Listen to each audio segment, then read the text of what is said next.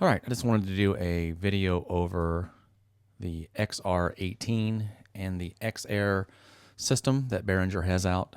A lot of people really don't get what this thing is capable of doing, and I'm going to use a few references back to the analog days to make the point of how powerful this small thing is, or as Behringer would say, how big this small thing is. A basic overview of the hardware is pretty simple. In the top upper left-hand corner, you've got your first section that's going to deal with your connectivity. You can hook in a hardwired remote. You can hook in your own router, are the first two options, and the switch in the far right position is going to allow the XR18 to create its own Wi-Fi network using the access point setting. And that's how most users are going to access that with their laptop, their PC, or their tablet. Next section won't be used too much by many people, but it is MIDI in and out that can be used for control. Behringer has some nice control surfaces that can be used to control this, but realize that you're going to be wired down, so you'll need to be, 3 to 5, 10 foot away. You're certainly not going to want to run 100-foot MIDI cables to front a house to control this as a stage box. Next section is the USB interface, and that will be used by almost everyone. You can set it to a 2x2, 2-in, 2-out USB recording interface, or it can be switched in software to an 18x18 USB recording interface. And then finally is Behringer's proprietary networking system called Ultranet.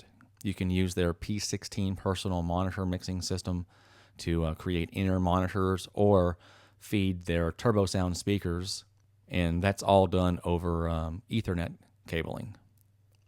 All right, so that's the overview of that. The rest of it is what we'd all expect. It's got 16 mic line inputs. They're dual-purpose XLR 1/4-inch TRS jacks, 16 of those, and you've got 2 1/4-inch TRS inputs at 17 and 18. On the bottom, you've got your 8 outputs, 6 of those labeled as auxes, and they can be remapped in software to provide you many different options for their output source.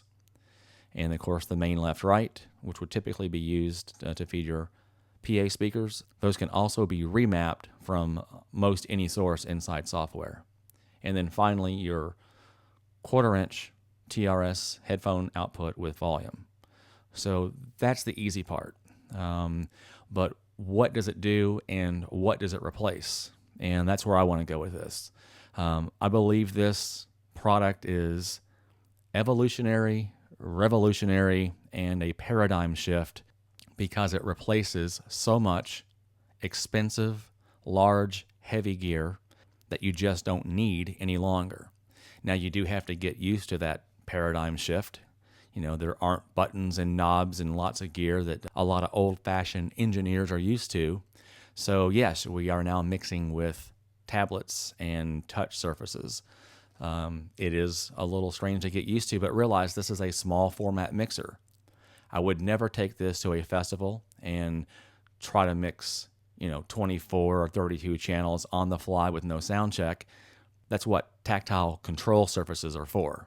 So, considering that this is going to be used by singer-songwriters, 2 guitar players and 2 vocals, a small band that doesn't mic all of their drums, most people will probably never max out the 16 mic inputs, so that makes it easier to mix and navigate with an iPad. So let's take a look at what this unit cost. It's $699. And it's going to have 2 little brothers on the market pretty soon, the XR16 and the XR12 at $499 and $299. So focusing on this unit, let's find out what it replaces. So the first thing that this digital mixer obviously replaces is a traditional analog mixer. I did some quick internet searching, and I had to find something that had obviously 16 mic inputs, but it really had to have 18 inputs plus additional 8 inputs for effects returns. So I really need a 26 channel mixer to be able to recreate what the XR18 is able to route to the mix bus. Of course, it's $1,149, and already we have almost doubled the amount that we're paying for the XR18.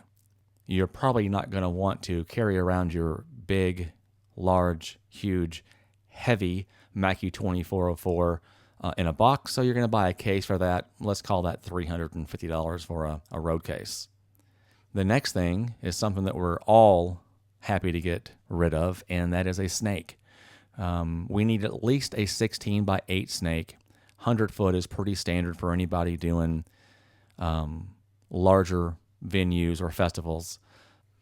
We're over $500 for just a snake to accomplish what the XR18 is doing wirelessly. All right, so the next thing we're going to have to do is match all the processing that's inside the XR18. And this is where we're really going to rack up some dollar signs.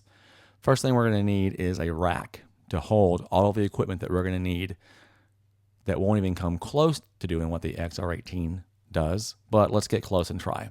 So let's spend $440 on a nice road case, and let's start filling that up. The first thing we're going to need is EQ for our left-right mix. I picked out something that's very, very inexpensive just to kind of get us going here. So at $200, we've got left-right EQ, but that doesn't come close to doing what the XR18 is doing. So we're going to have to buy at least 2 more of those to have 4 monitor mixes.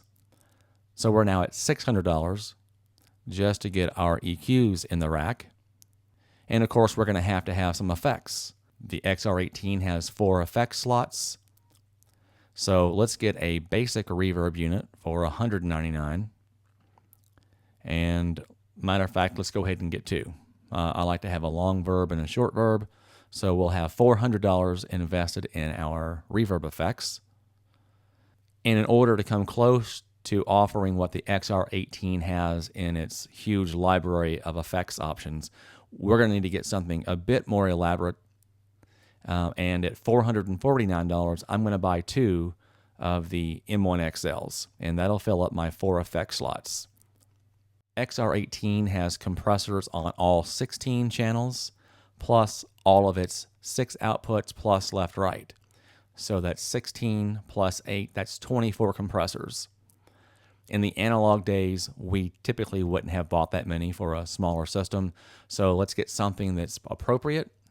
Let's go ahead and get 4 of the Behringer composers. That gives us 8 channels of processing, and we'll call that good enough for our analog system. And lastly, we're going to need lots of this, and that's cables to hook up all of our effects processors and insert cables to hook up the compressors, and of course balanced line cables to hook up our graphic EQs. So if you look at the total, we're at almost $5,000 in large, bulky, heavy equipment to replace the XR18 that probably weighs less than 4 or 5 pounds. So this is why I can't imagine every band that owns these old, big, heavy systems that don't work that well, that have cable problems and cutout, that may or may not be balanced, that are aging and performance is degrading. I can't imagine every single band not looking into something like this and replacing it. So you should definitely check out the XR18. We're loving it. So definitely check it out. Let me know what you think. Let us know on YouTube, and also check out our Facebook group, Behringer XR.